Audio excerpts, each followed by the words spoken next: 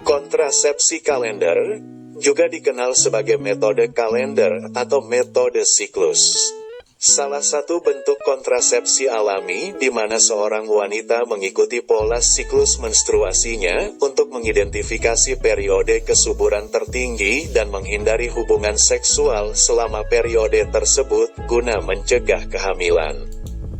Berikut adalah penjelasan lebih lanjut tentang cara menggunakan kontrasepsi kalender untuk mencegah kehamilan. Metode kalender melibatkan pemantauan siklus menstruasi seorang wanita selama beberapa bulan untuk mengidentifikasi pola alami tubuhnya. Dalam sebuah siklus menstruasi, ada beberapa fase penting yang perlu diperhatikan. 1.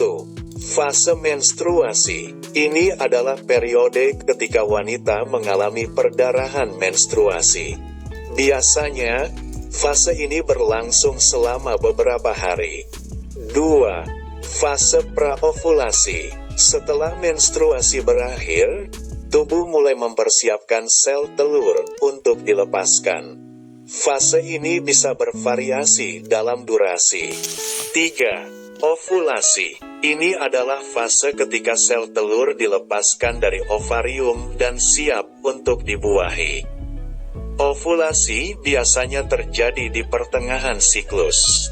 4. Fase pasca ovulasi. Setelah ovulasi, jika sel telur tidak dibuahi, tubuh mempersiapkan diri untuk menghilangkan lapisan rahim yang tidak diperlukan. Metode kalender bergantung pada pemantauan siklus ini untuk mengidentifikasi periode aman atau periode ketika kemungkinan terjadinya kehamilan lebih rendah. Untuk menggunakan metode ini secara efektif, berikut adalah langkah-langkah yang perlu diikuti. 1. Catat siklus. Mulailah dengan mencatat tanggal awal setiap siklus menstruasi selama beberapa bulan.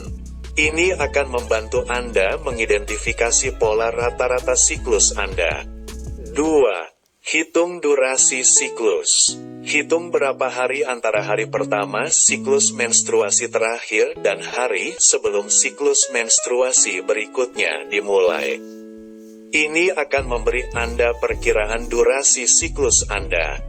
3. Identifikasi periode subur. Untuk menghindari kehamilan, Anda perlu menghindari hubungan seksual selama periode subur, yaitu beberapa hari sebelum dan sesudah ovulasi.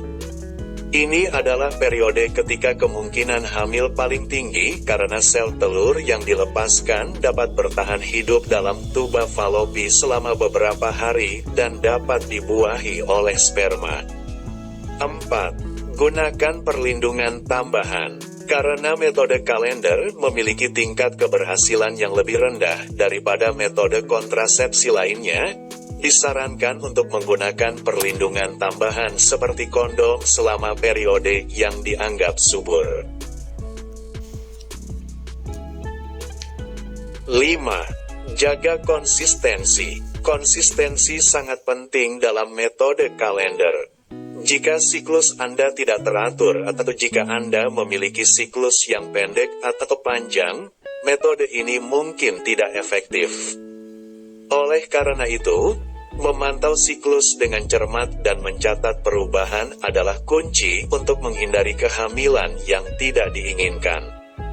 6. Konsultasi dengan profesional kesehatan. Sebelum mengandalkan metode kalender, sangat penting untuk berkonsultasi dengan dokter atau profesional kesehatan.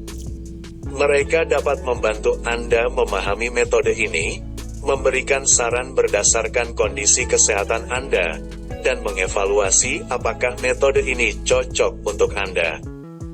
Harap diingat bahwa metode kalender memiliki tingkat keberhasilan yang bervariasi dan dapat dipengaruhi oleh banyak faktor. Ini bukanlah metode yang paling andal untuk mencegah kehamilan, terutama jika tidak diikuti dengan ketat. Jika Anda ingin kontrasepsi yang lebih efektif, Ada banyak opsi lain yang dapat dibahas dengan dokter Anda, termasuk pil kontrasepsi, alat kontrasepsi, atau metode jangka panjang seperti suntik atau spiral hormonal.